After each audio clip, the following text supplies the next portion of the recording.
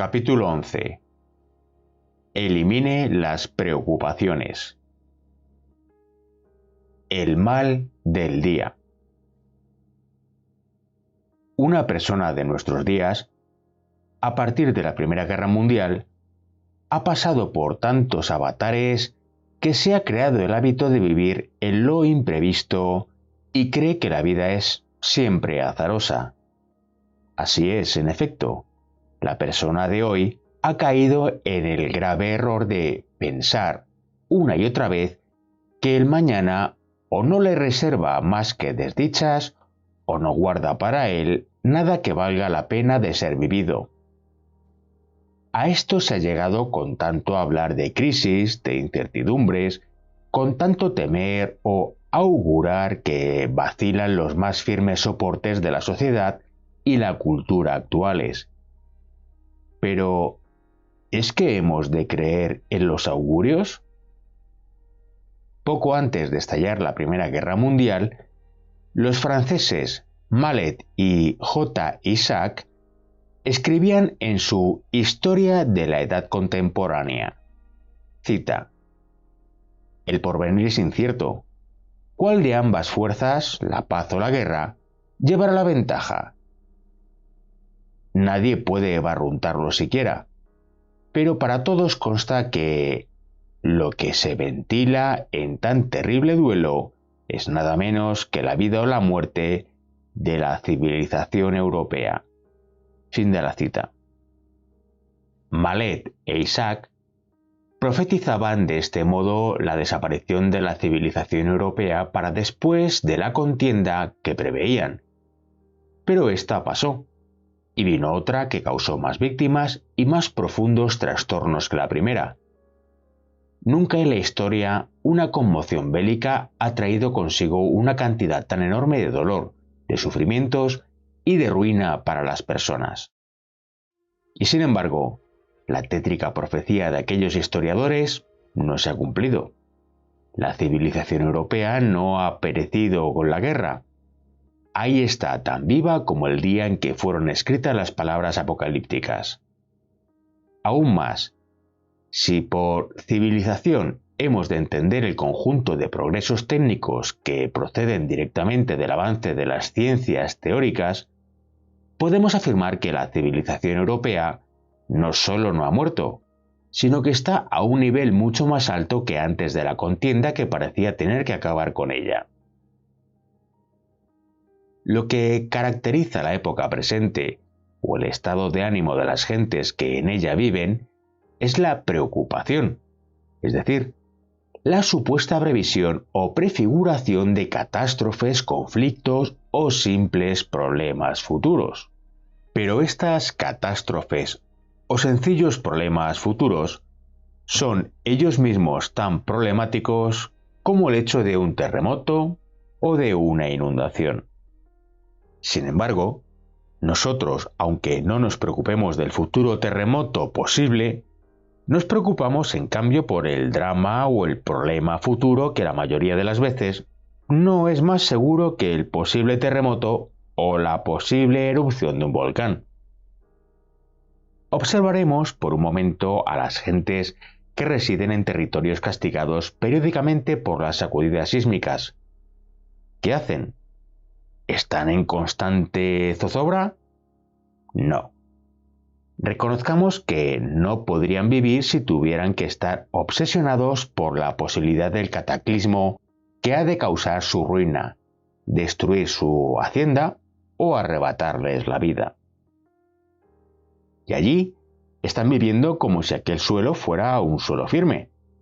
No piensan en la amenaza que se cierne sobre ellos.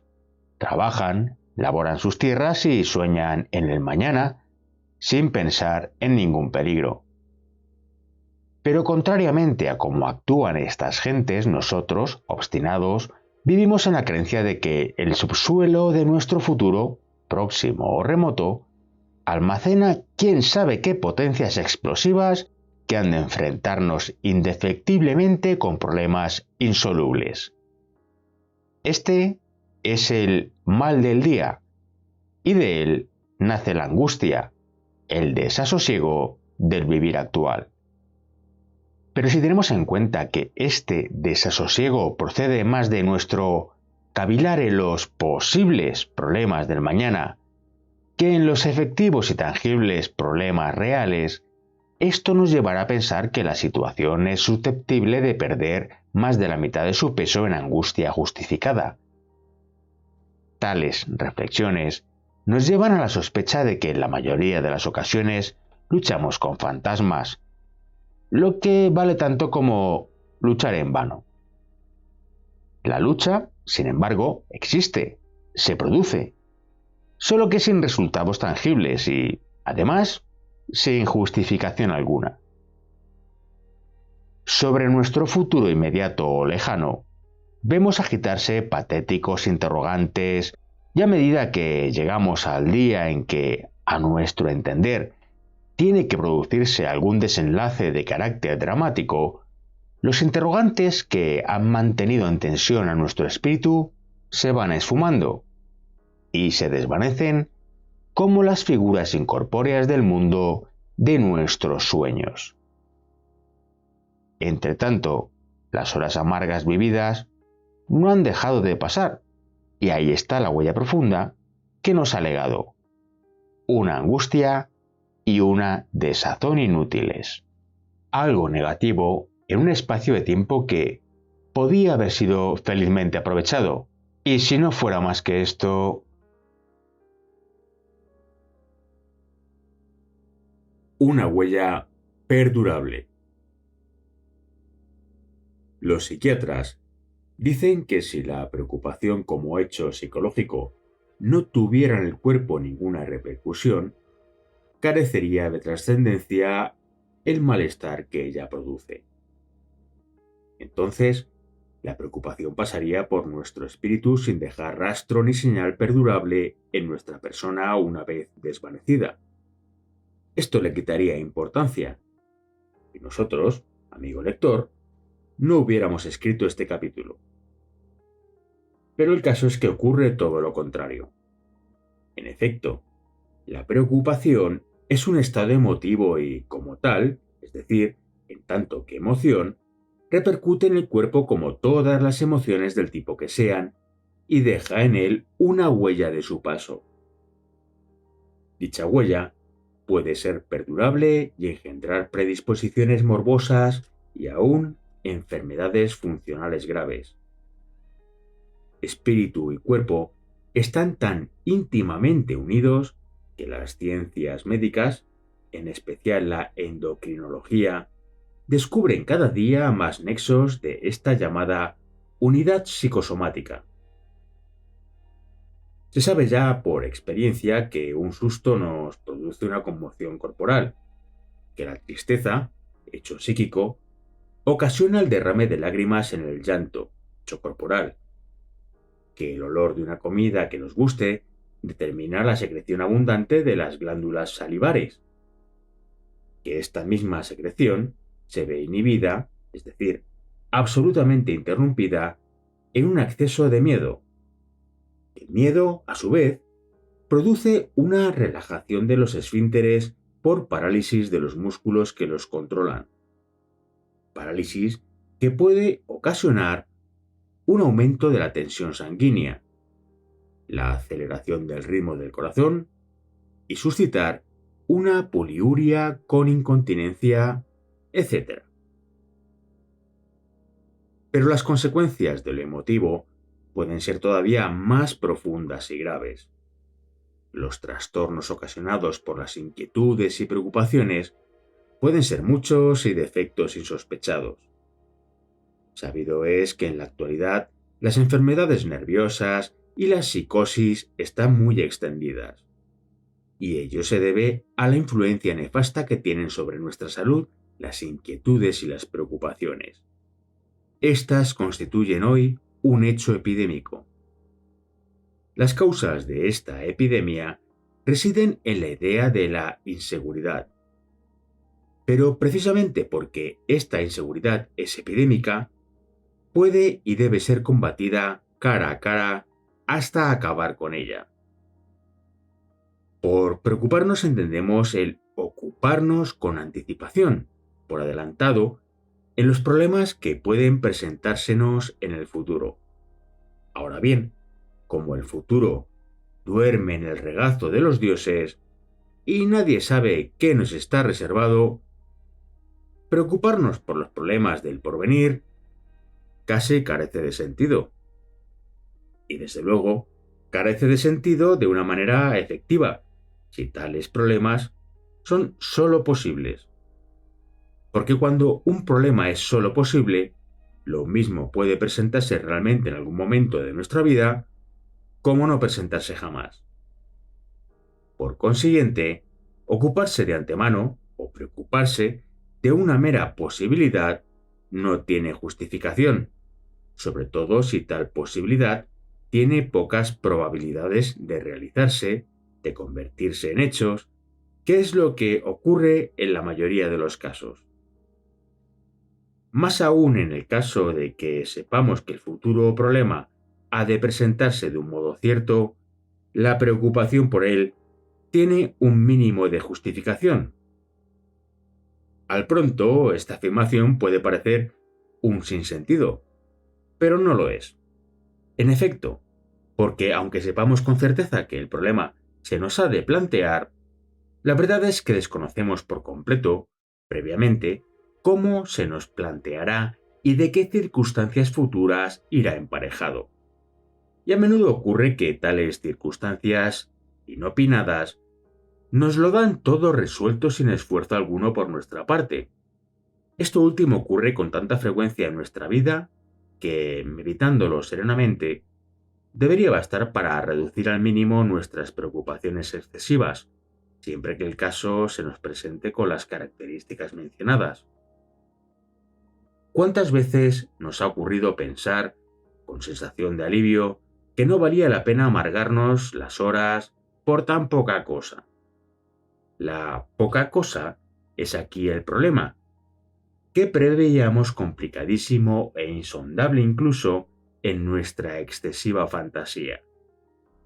Y las horas inquietas que hemos pasado preocupados son justamente el resultado de habernos pintado con la imaginación un sinfín de dificultades que luego no han aparecido por ninguna parte. Un malestar accidental.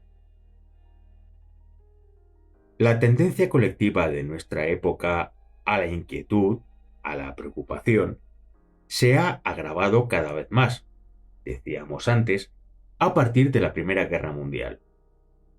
Esta inquietud condena a grupos cada vez más amplios de la humanidad a un dinamismo tan estéril como agotador.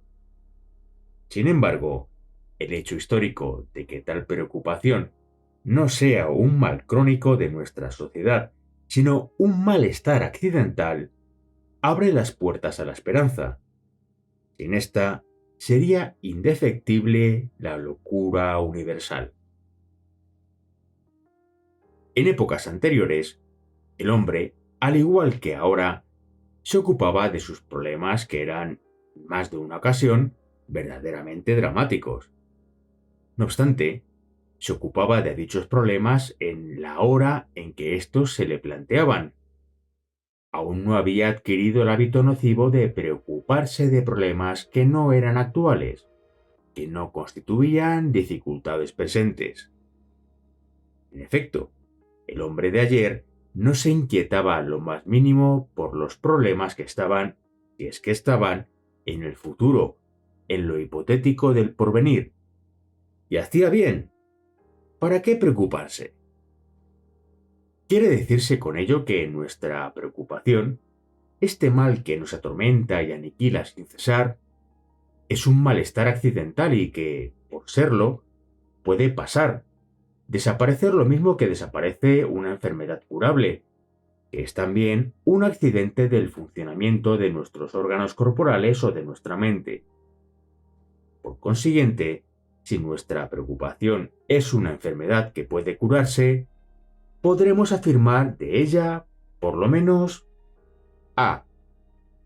que es susceptible de tratamiento y que cabe esperar, en principio, que el sujeto que la padece mejore ostensiblemente. B. que tratándose de una enfermedad curable, la mejora del sujeto sometido a tratamiento acabe con una curación completa. La historia nos muestra que la humanidad no ha padecido siempre la actual epidemia de preocupación. Ello nos indica que la enfermedad no es incurable.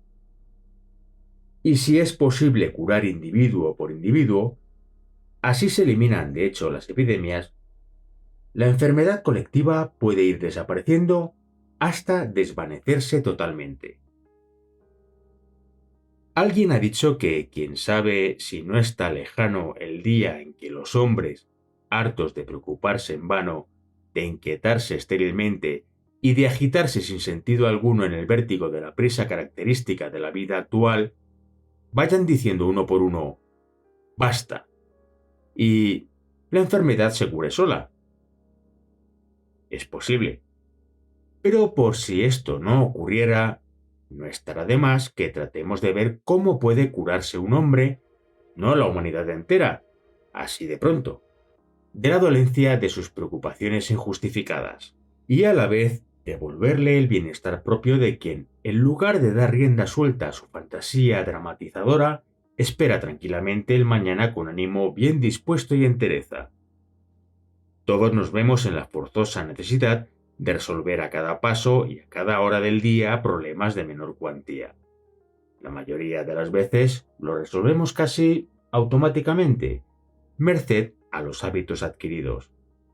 Y así el pequeño problema queda resuelto con la máxima facilidad.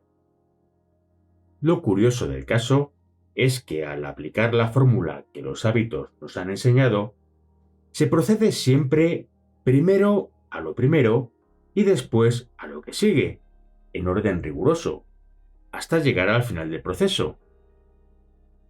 En la sistemática seriación de los momentos que la experiencia nos ha enseñado, estriba el secreto de la solución exacta y eficaz de centenares de menudos problemas cotidianos.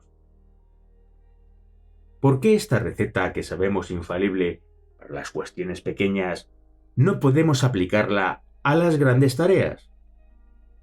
¿Por qué si las recetas humildes de las tareas habituales son seguidas por nosotros sin preocupaciones perturbadoras, no hemos de hacer lo propio cuando intentamos aplicar a las grandes empresas o quehaceres la misma receta del orden y la parsimonia? A nuestros quehaceres, por múltiples y complicados que sean, hay que aplicarles siempre la regla de la claridad y la distinción. Una tarea es clara para nosotros cuando sabemos a ciencia cierta en qué consiste y es distinta cuando la distinguimos perfectamente, cuando no la confundimos con otras tareas por afines que nos parezcan. Ni el ayer ni el mañana cuentan para nuestra labor. El ayer es algo definitivamente muerto. En cuanto al mañana, nada sabemos de él, y debe preocuparnos poco, tan poco como el pasado. En cambio, la hora presente, que nosotros mismos nos podemos labrar con nuestras manos y nuestra acción, es la única que merece la pena de ser atendida inexcusablemente. Primero lo primero, y hoy antes que mañana. Esta es la idea que debe presidir nuestro pensamiento y dirigir nuestras actividades diarias. El temor al fracaso. Para eludir las preocupaciones que amenacen introducirse en nuestra vida, debemos proceder sin prisas ni pausas, yendo por partes, y sin permitir lamentaciones inútiles y perturbadoras. Todos hemos fracasado alguna vez en alguna de nuestras empresas, pequeñas o grandes, y hemos fracasado en parte o totalmente. Pero si el emprendedor, cualquier actividad de resultados problemáticos, contara en nosotros excesivamente la experiencia de nuestros fracasos, la idea o miedo a fracasar, de nuevo, podría acarrear por sí sola el fallo de nuestra labor.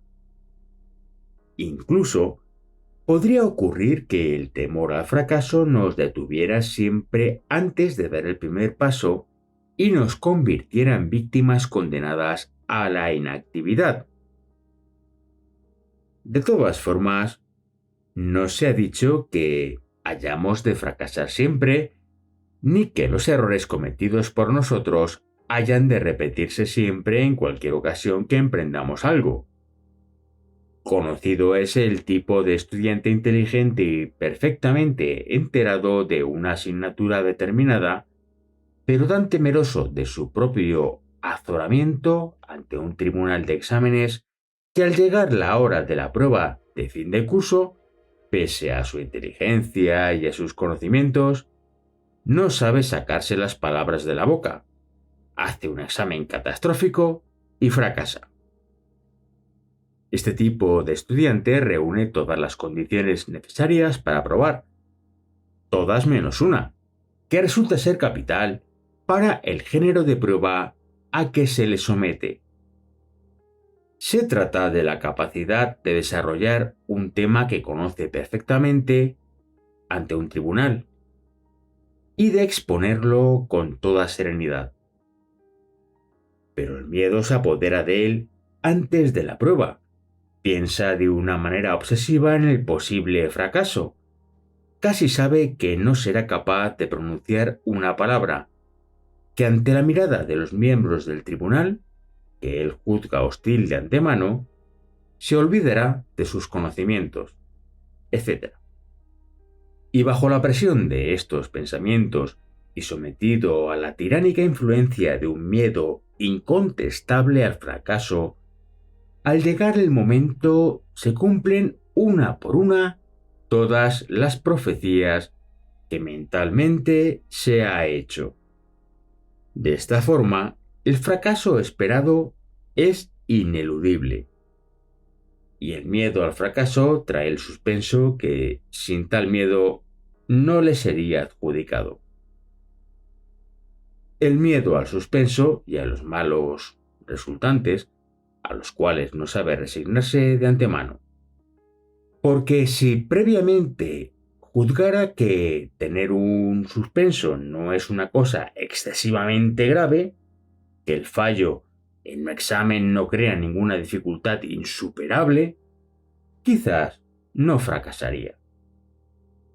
Lo que le hace fracasar es el exceso de preocupación por los males que se pueden derivar del suspenso hipotético. Efectivamente, porque si aceptar de antemano todos estos males, bajo el peso de la convicción de que estos son de menor cuantía, esta aceptación le comunicaría un estado de ánimo sereno. Sí, le proporcionaría el ánimo sereno del que se lanza a una empresa diciéndose a sí mismo: pase lo que pase, allá voy. Cuando se piensa en lo peor que nos puede ocurrir, siempre que necesitemos emprender algo, se pueden adoptar dos actitudes contrapuestas. O no se resigna uno a lo peor como posible resultado de nuestra actividad, o admite uno la posibilidad del fracaso más rotundo, aceptándolo además plenamente de antemano como tal posibilidad. Si ocurre lo primero, es decir, si nos decimos que ni podemos ni debemos fracasar y que de nuestro éxito depende toda nuestra felicidad o del fracaso toda nuestra desventura, el fracaso tan temido alcanza un alto nivel de probabilidad. Todas nuestras energías, toda nuestra serenidad y la fuerza de nuestra atención se ven entorpecidas por la niebla de las preocupaciones entre las que avanzamos a tientas sin dar un paso en firme ni acercarnos con eficacia a la realización del objetivo. Por el contrario, si aceptamos de antemano lo peor que pueda ocurrirnos, nos encontraremos dispuestos, de una manera óptima, para avanzar en nuestro camino. Lo peor no nos preocupará por la sencilla razón de que lo damos por supuesto y lo aceptamos resignados. Admitimos que tenemos ya el no y vamos por el sí, es decir, a mejorar lo presente con la consecución de algo que no tenemos. Si al final no logramos nada, seguimos con el no, que ya teníamos y que ya habíamos aceptado de antemano. Lo importante es que la observación de la idea del fracaso no nos conduzca a él indefectiblemente. Y si fracasamos, no debemos admitir jamás que con un fracaso está todo perdido. Y menos aún que un revés haya de engendrar en nosotros una propensión a no acertar nunca en nada. Todo lo contrario. Hay que pensar que no hay situación, por mala que sea, que no sea susceptible de mejora o de corrección. Tampoco debemos hacernos mala sangre pensando en lo ocurrido. Lo pasado está. Y si se ha dado mal, ninguna preocupación nuestra podrá ya enmendarlo. ¿Entendido? Todo cuanto antecede puede condensarse en las 3 reglas prácticas siguientes. 1. Darnos cuenta clara de lo peor que puede pasarnos siempre que emprendamos algo. 2. Darlo por admitido con la idea de que ello no constituye ningún mal irreparable. 3. Lanzarse serenamente a la tarea con el propósito de enmendar lo peor o mejorar aquello que previamente hemos aceptado y admitido. Preocupaciones que causan estragos. Hay millones de personas que se ven acosadas por un enemigo oculto, causante de más desastres y mayores padecimientos que casi ningún otro azote. Se trata de las preocupaciones. Los médicos saben bien que las preocupaciones pueden ocasionar graves dolencias orgánicas.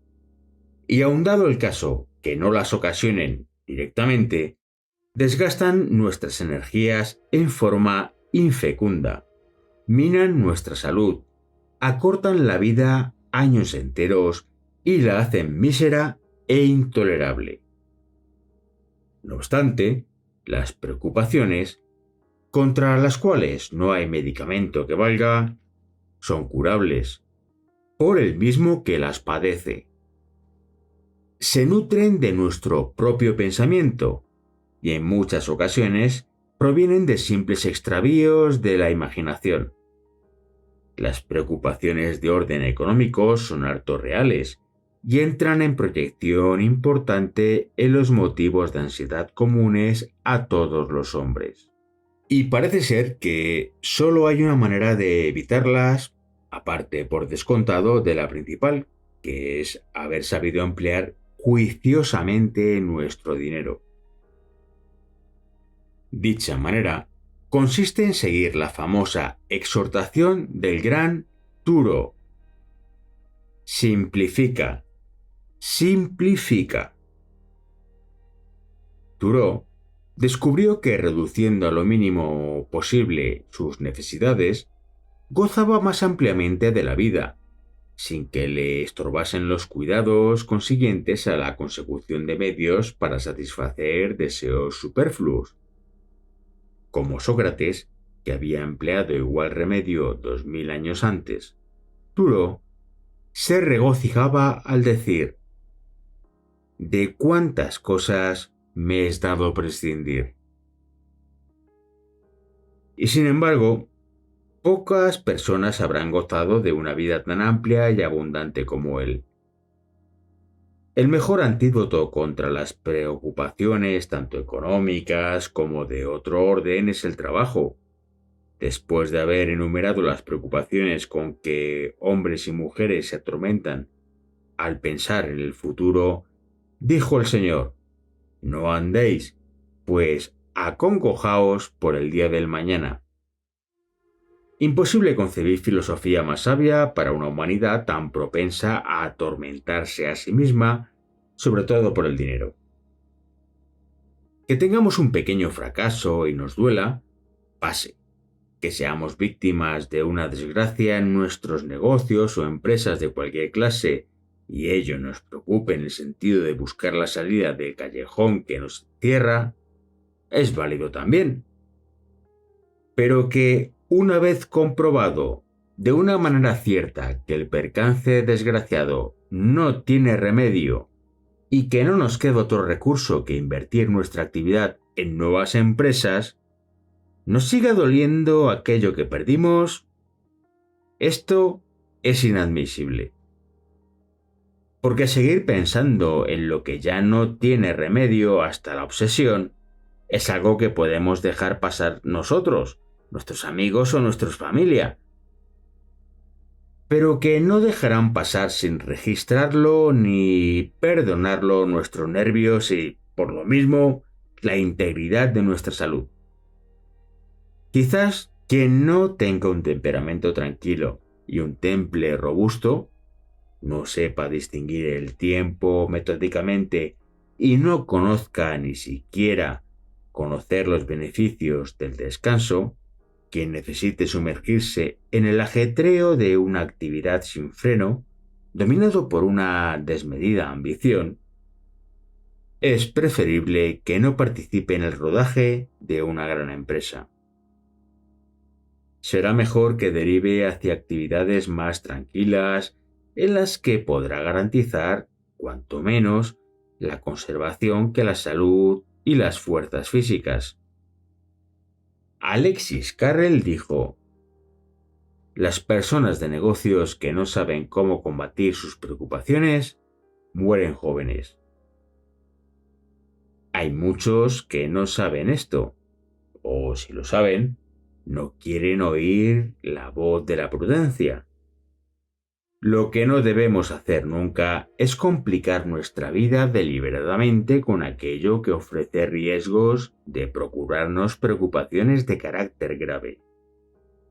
Y si la desgracia llega a afectarnos alguna vez, hay que saberla soportar y seguir adelante. Lo contrario es inútil, porque no remedia absolutamente nada y es nocivo porque acaba con un desastre todavía mayor, la enfermedad o la muerte. Y esto último es definitivo. Recordemos que la vida empieza con el sol todos los días, y cada día puede ofrecernos nuevas posibilidades para reparar el desastre, si lo hay, y para empezar de nuevo.